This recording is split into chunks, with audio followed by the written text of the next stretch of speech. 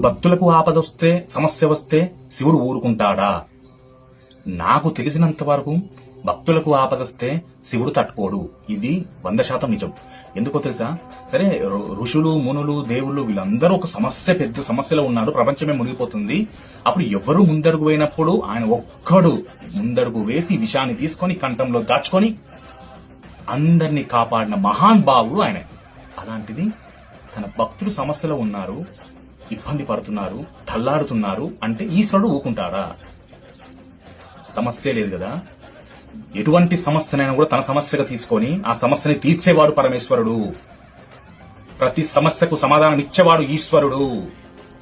ఆ సమస్యని తొలగించి శుభాన్ని కలిగించేవాడు పరమేశ్వరుడు.